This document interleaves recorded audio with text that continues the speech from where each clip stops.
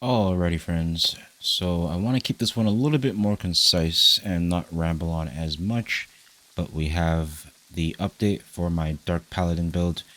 As I mentioned in the previous video, if you've seen it, this is definitely the strongest that the build has ever felt. We got some really big changes with Season 1 that affected this build, mainly being the Fortify ones, and I was kind of tasked with trying to figure out how to work around and adapt to this patch. And with us going from shirking Fortify to what I ended up going to, which we'll kind of look at in a bit, it actually ended up making the build even stronger than it was before. So let's quickly kind of take a look at everything. Stats are the same. We're still running 50 strength, 250 dex, 50 int, 150 con, and then everything else we will dump into focus. As far as our weapons are concerned, we're still running the exact same weapon setup here. But I will talk about some of the changes that are coming in the next patch and how they might affect this build. But we'll get to that a little bit after. But in terms of the gear, so as I mentioned and as you know, we were running shirking fortification in addition to our shirking heals before, and we are still running shirking heals. But we've gone for a couple of different pieces here. As you notice, we have foregone all of the rune glass gems that we were running, and I've also picked up a couple of jewelry pieces here, but we went from, I believe, 8% physical and 7 point something percent elemental resistances previously with the shrinking fort and the heals and everything else, to now we're sitting at some actually really nice stats. I usually never ever would build towards certain weapons before in the game when it came to gemming my gear. But we are actually at that point in the game now to where there actually is a real benefit to gem according to certain builds or what's strong in the meta at the moment, because of that fact that shrinking fortify isn't that consistent baseline fortify that everybody used to get on all of their builds. So as you can see, we have way more physical resistances here. So we have a pretty even 12.5% across the board there, on top of the fact that we are also running 2 pieces of physical aversion. So we have quite a bit of damage reduction from bows and then just melees in general. And then on top of that, I've also picked up a amulet here. A really nice pickup. We have divine and health on it still, but we've also got flame protection. And then I've also thrown a ice gem in there just to give myself a little bit of resistances against a ice gauntlet. Avoid gauntlets can be a problem, but generally speaking, there's not that many offensive void gauntlet builds out there, and even if there are, we can use our CC and all the other things in the build to kind of keep us safe from that. But because of that, because we've gone from a shirking version of damage mitigation to a flat damage mitigation, that is what made the build feel so much stronger.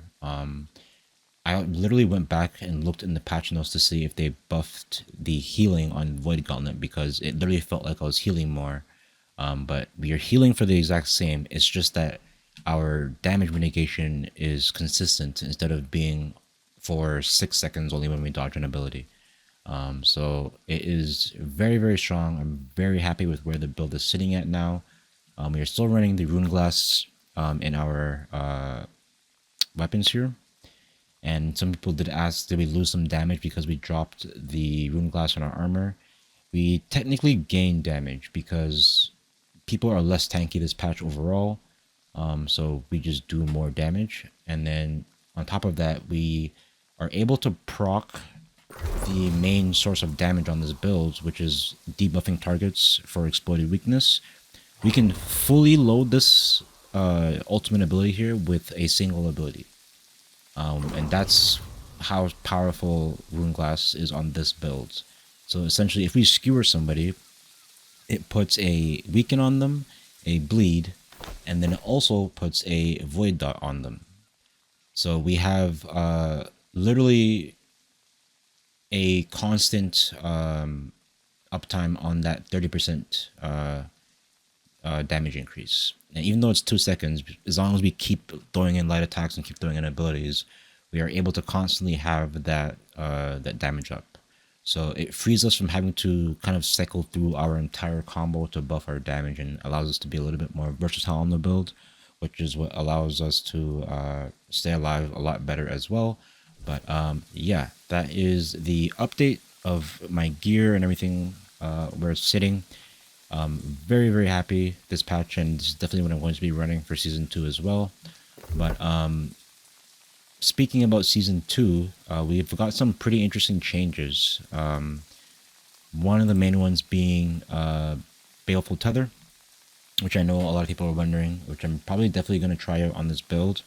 But I'm actually going to go a step further than just trying Tether. I'm going to try out a whole new ability setup to run on this build. So people in the past asked me if I would run Javelin ever. And with this patch, not only is Baleful Tether getting buffed, but what's it called? Cyclone, excuse me, is getting buffed. So this is going from 130% to 165% damage. So the combo that I'm going to end up trying is I'm probably going to end up dropping refreshing jabs or one of these abilities here, because I do want to pick up crippling jabs. This is literally my first time going through what I think I'm going to end up running, but it's probably going to end up being this, if I had to guess, something like this. Once the patch comes out and the PTR comes out, I will definitely give it a shot. But I'm going to definitely run this ability setup here, because I did kind of mess around with Javelin a bit. And Javelin is very strong, but I only slotted it in with my previous ability setup. But I definitely think that this has potential, because you can still do the full combo on somebody off of a Javelin. But we can also follow up on Javelins with our Skewer when they're knocked down. It helps us with opponents who are outside of our range as well. And then on top of that, the weapon perk for Cyclone heals us. So it also plays into that Paladin theme, which is pretty cool. So yeah, this is something that I will be testing. I'll still be running my other ability setup as well, but I think it's always nice to just have multiple ability setups to run. And then when it came to Void Gauntlet, I was probably just going to end up dropping Oblivion for Tether, and we'll always end up having that 20%.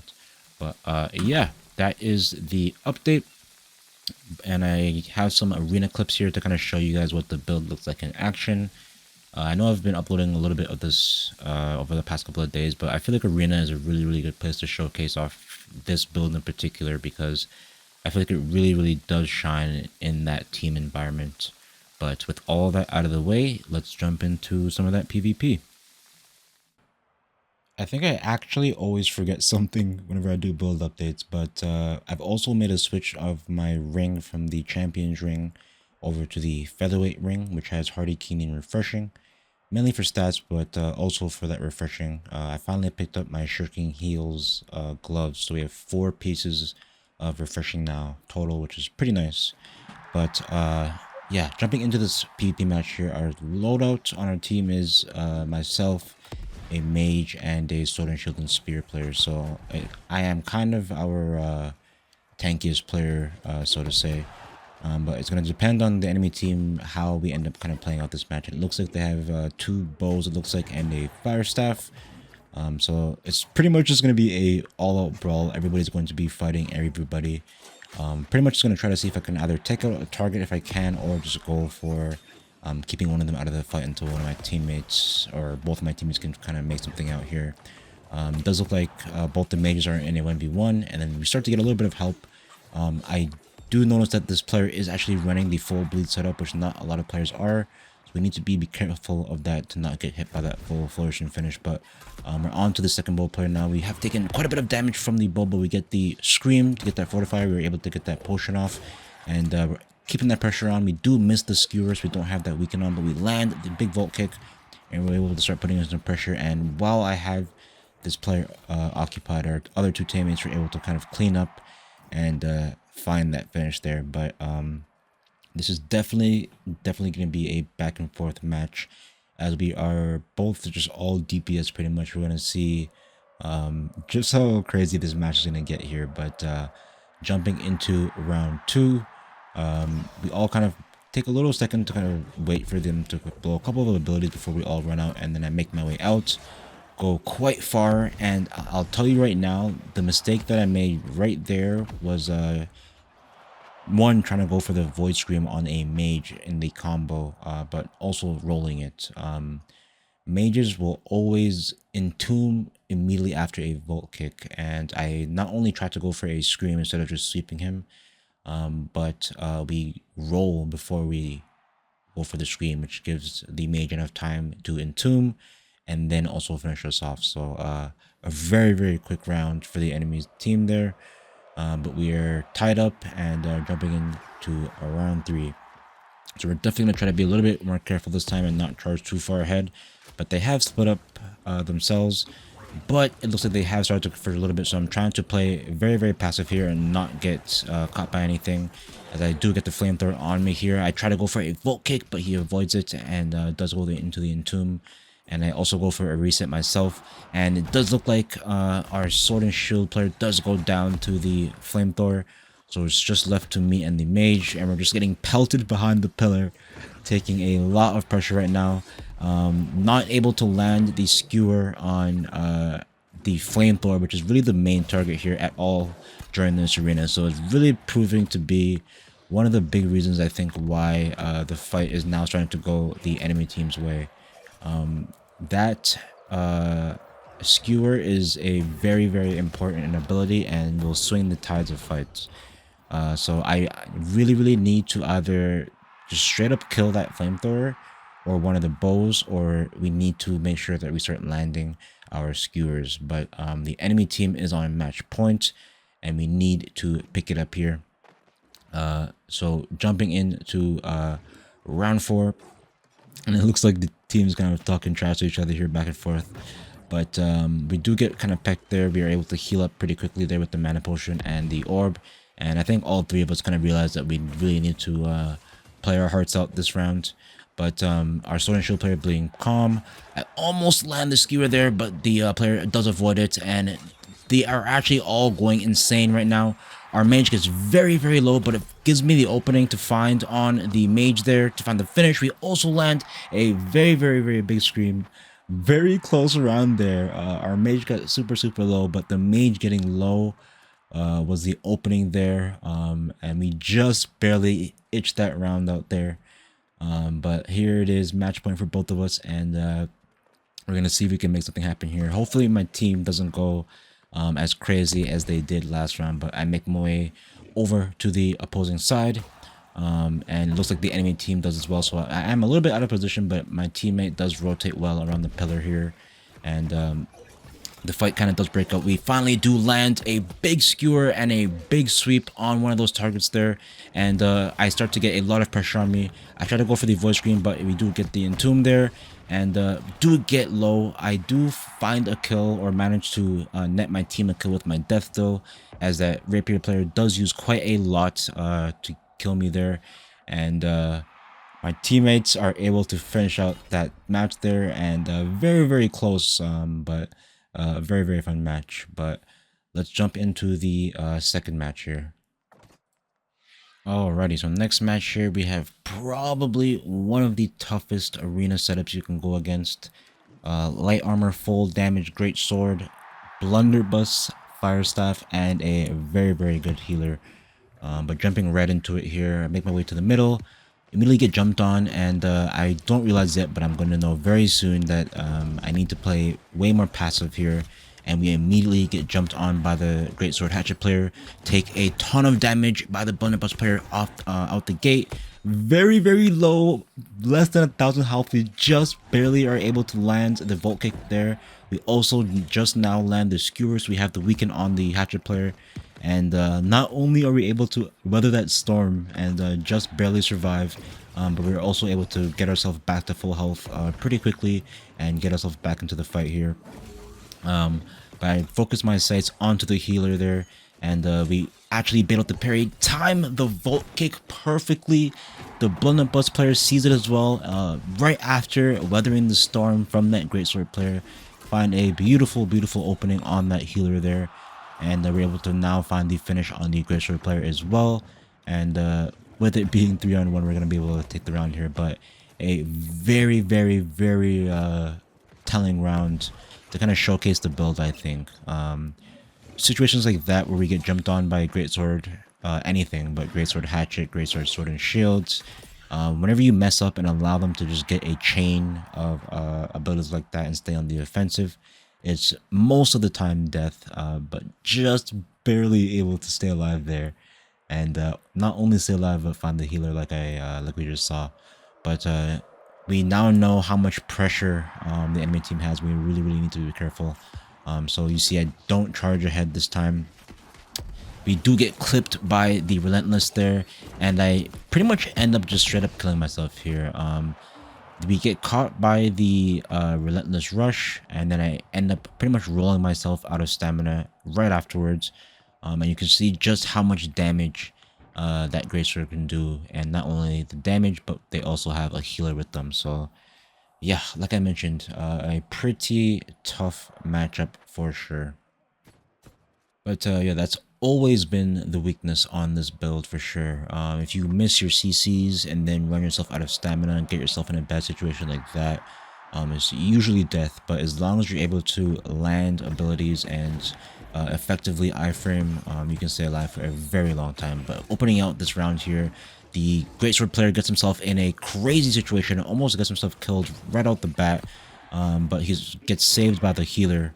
And right after he kind of gets revived there, we immediately switch our attention over to the healer and land a pretty good sweep on both.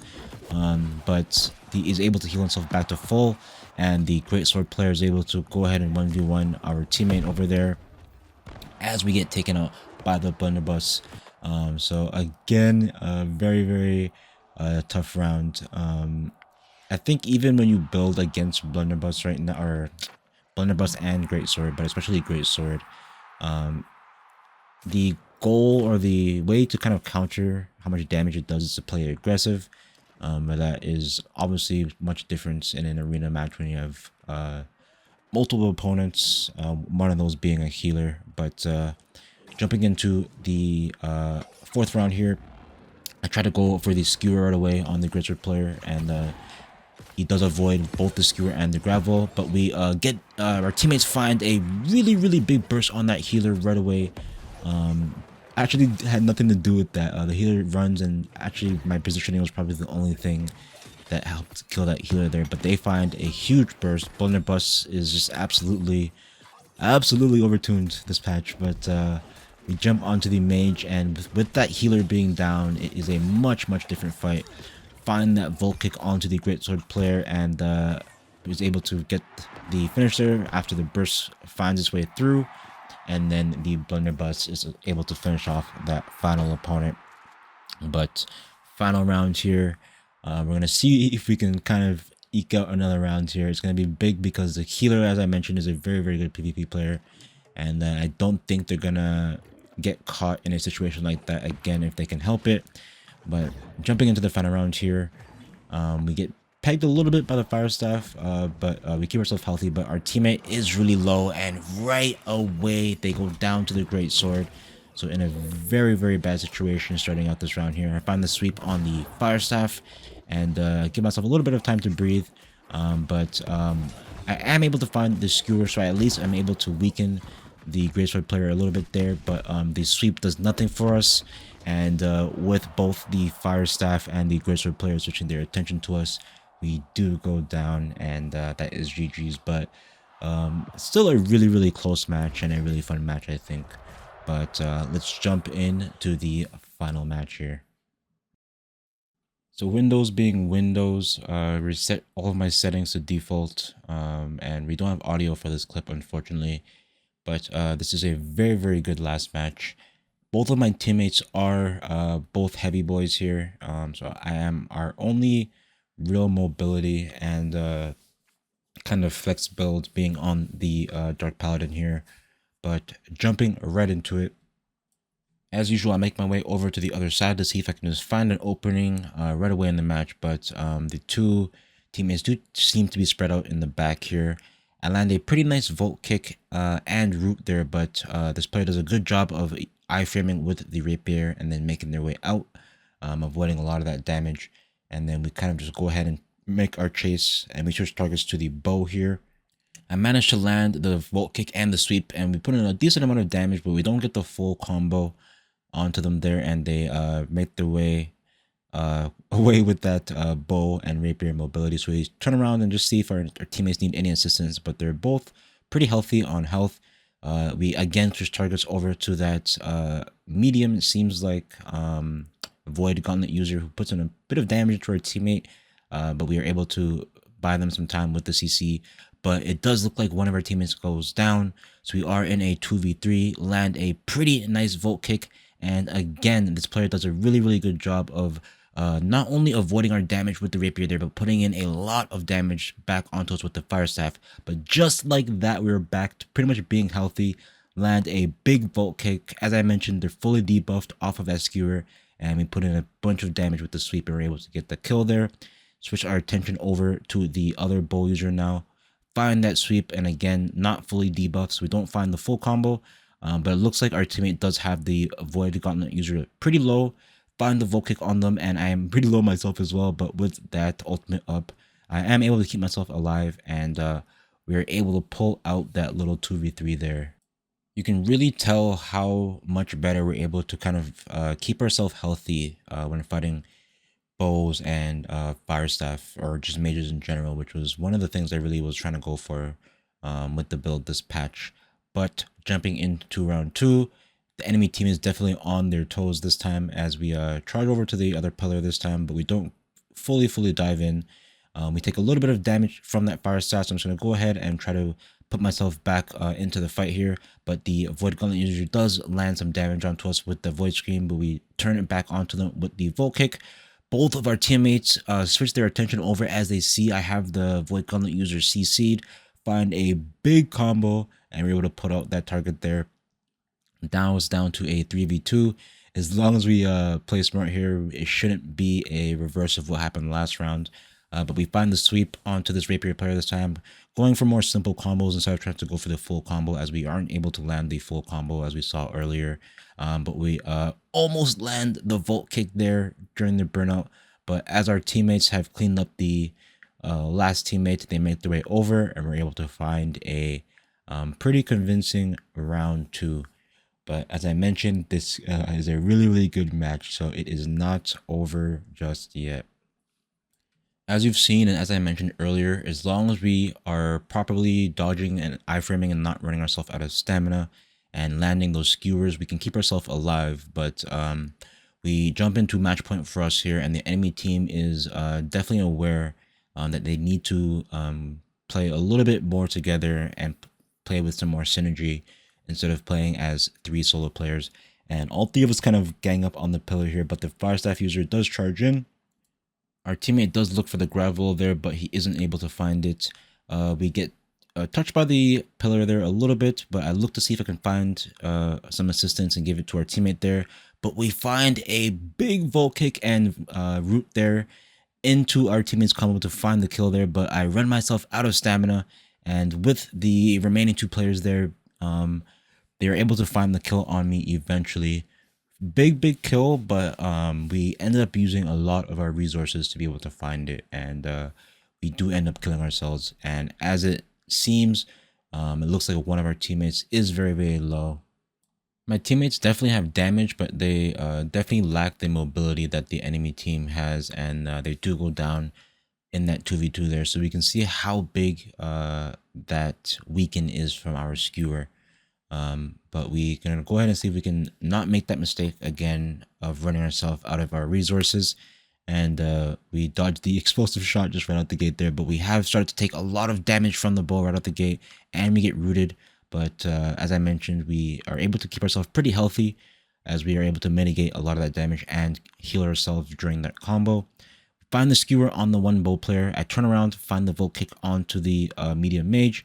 We land, or we go for the sweep, but it looks like they're a 300 con medium armor build, so they have the grit, and we aren't able to find the knockdown there.